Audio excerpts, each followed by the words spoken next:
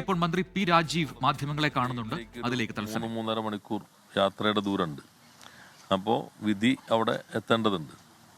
Jail superintendent ഇപ്പോൾ പറഞ്ഞിരിക്കുന്നത് 8:30 വരെ വെയിറ്റ് ചെയ്യാം എന്നാണ്. സാധാരണ 5 മണിയാണെങ്കിലും 8:30 വരെ വെയിറ്റ് ചെയ്യാമെന്നൊരു സമീപനത്തിലേക്ക് ഉണ്ടെന്നാണ് ബ്രിട്ടാസ് ഇപ്പോൾ സൂചിപ്പിച്ചത്. ഇപ്പോൾ എല്ലാവരും പുറകിലുണ്ട്. 9 ദിവസം ചെയ്യാത്ത കുറ്റത്തിന് അകത്ത് കിടക്കേണ്ടി വന്നു. ഒന്ന് നമ്മുടെ നാട്ടിൽ പോലെയല്ല. അവിടെ മതപരിവർത്തന നിരോധന നിയമം ശരിക്കും ഭരണഘടനയ്ക്ക് നിരക്കാത്ത രൂപത്തിൽ ഒരു നിയമം നിലനിൽക്കുന്നു. ആ നിയമം ഇപ്പോൾ വന്നിട്ട് BJP ഗവൺമെൻറ് സമയത്ത് വന്നു, കോൺഗ്രസ് ഗവൺമെൻറ് സമയത്ത് തുടർന്നു, ഇപ്പോൾ വീണ്ടും ആ നിയമം തുടരുകയാണ് ചെയ്യുന്നത്.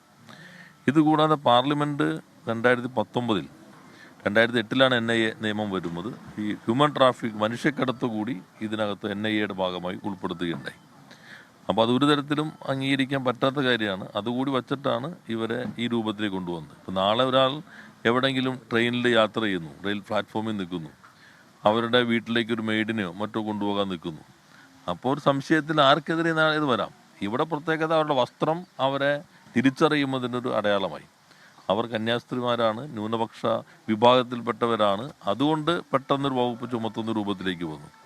ഇപ്പം നാം കാണേണ്ടത് അങ്ങനെ ഒരു പ്രശ്നത്തിൽ നാളെ ഏതൊരാൾക്കും എപ്പോൾ വേണമെങ്കിലും മുൻപിലേക്ക് വരാവുന്ന മട്ടിൽ 9 ദിവസത്തെ ജയിൽവാസം തീർത്ത അപരിചിതമായൊരു സാഹചര്യത്തിൽ കന്യാസ്ത്രീമാരായവർക്കും അവരോടൊപ്പം തന്നെ 3 ആദിവാസികൾക്കും കഴിയേണ്ടി വന്നു എന്നുള്ളത് നമ്മുടെ രാജ്യത്തിൻ്റെ ഭരണഘടന നിലനിൽക്കുന്ന ഈ രാജ്യത്തിന് തന്നെ അപമാനകരമായ സംഗതിയാണ്.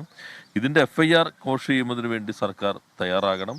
അതിനാവശ്യമായിട്ടുള്ള നീക്കം ഛത്തീസ്ഗഡ് സർക്കാർ യഥാർത്ഥത്തിൽ ഇത് ക്യാൻസൽ ചെയ്യുന്നതിനാവശ്യമായ നടപടി സ്വീകരിക്കണം. FIR റദ്ദാക്കുമ്പോൾ അല്ലെങ്കിൽ ഈ കേസിൽ ഇനിയും തുടർന്ന് ഇവർ ഈ കോടതികളെല്ലാം കയറി ഇറങ്ങേണ്ടി വരും. നമുക്കിപ്പോൾ ഈ ശ്രദ്ധ അതേപോലെ തന്നെ എല്ലാ കാലത്തും കിട്ടില്ല എന്ന് എതിരാളികൾക്കും ഇത് ചെയ്യുന്ന ആളുകൾക്ക് അറിയാൻ കഴിയും. പ്രത്യേകിച്ചും ബജരംഗദൾ. ഇവിടുത്തെ BHP നേതാക്കന്മാരുടെ സ്റ്റേറ്റ്മെൻറ്റ് നിങ്ങൾ ശ്രദ്ധിച്ചിട്ടുണ്ടായിരിക്കും. അവർ പറഞ്ഞിട്ടുള്ളതും ഇത് മാവോയിസ്റ്റ് ബന്ധം കൂടി അന്വേഷിക്കണം എന്ന മട്ടിൽ ഇവിടെ വിശ്വ ഹിന്ദു പരിഷത്തിൻ്റെ ചിലർ പ്രതികരണങ്ങൾ വരികയുണ്ടായി. അപ്പോൾ രാജ്യത്തെ ഭരണഘടന അപകടകരമായൊരവസ്ഥയിൽ എത്തുന്നു എന്നതിൻ്റെ ഒരു അനുഭവ സാക്ഷ്യമാണിത്.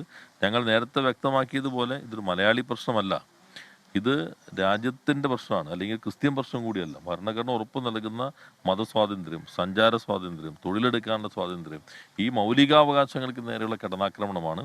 വിധി താൽക്കാലിക ആശ്വാസമാണ്. കന്യാസ്ത്രീകളുടെ ജാമ്യവുമായി ബന്ധപ്പെട്ടാണ് ഇപ്പോൾ മന്ത്രി പി രാജീവ് മാധ്യമങ്ങളോട് പ്രതികരിച്ചത്.